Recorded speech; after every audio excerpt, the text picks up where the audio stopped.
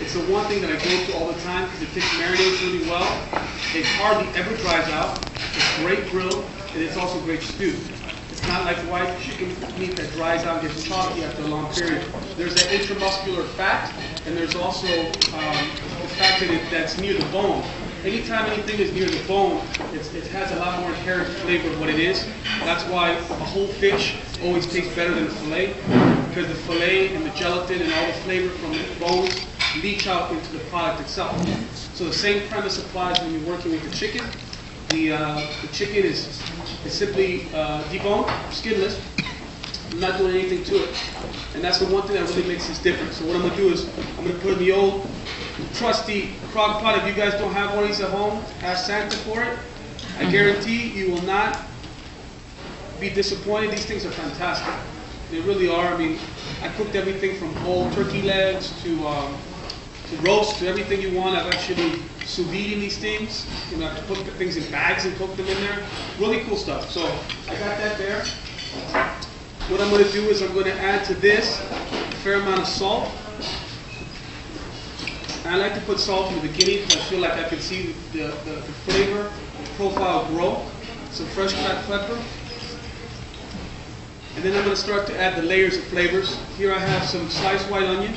What makes Mexican food very different from other kinds of food is that we don't use the traditional yellow onion or the Spanish onion.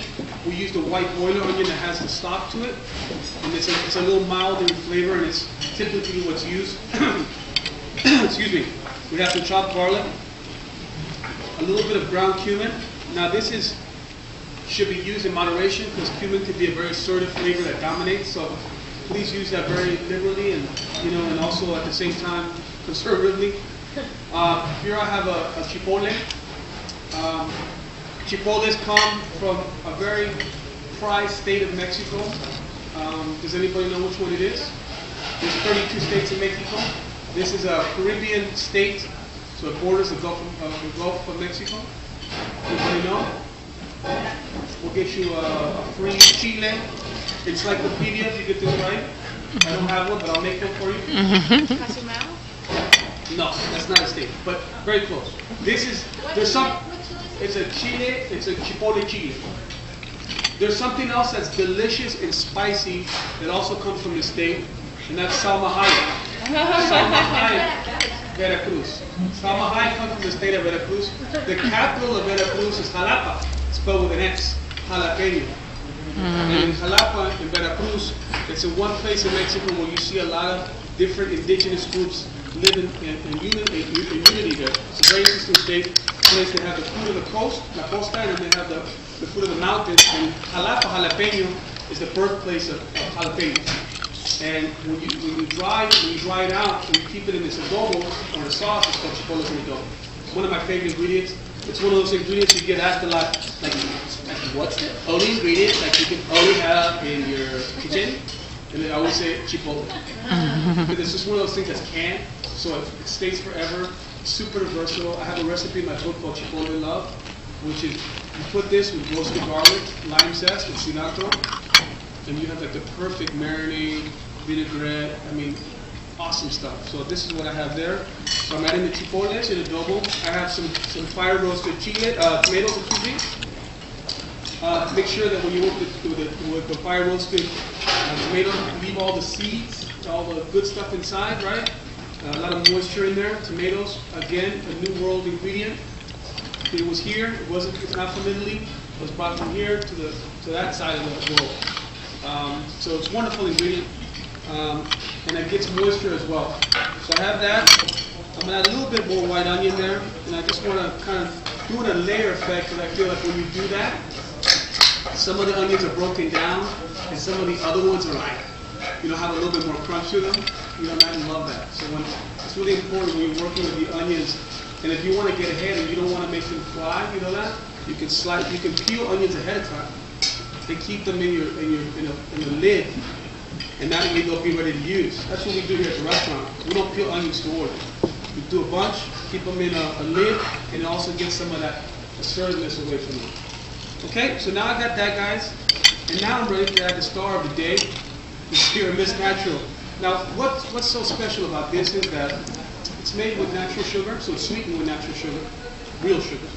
And it has 100% natural flavors. So the acidity that's going to impart in this is going to be absolutely necessary, but it's also going to give sweetness. It's going to help counterbalance the heat.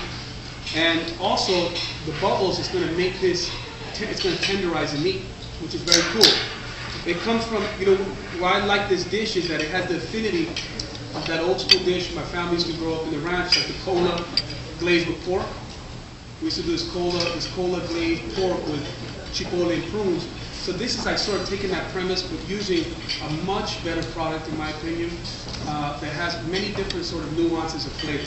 So that's what I'm doing here. I'm adding all of the natural sweetness and acidity, and I'm just going to mix that around, and that's it. No big deal, right? Cover this with a lid. You put it on the low setting, right? Let that go for 6 hours, and that's really what you're left with. It's just this wonderful filling that is what you have right here, which could be used for, just about anything from gorditas to a quesadilla filling, to empanadas, to tacos, which is what I have here. It's just a really great all-purpose kind of filling that I think is a really wonderful and super healthy option that you can provide. You can leave it on low, let it go, and then you can do a bunch of different stuff to be productive and do your thing. So this is what I have there for you guys. Some fresh tortillas, which we make here in-house every day. Eat with your hands. That's something that I really think brings people in and gets people excited. So it's all about the presentation, right?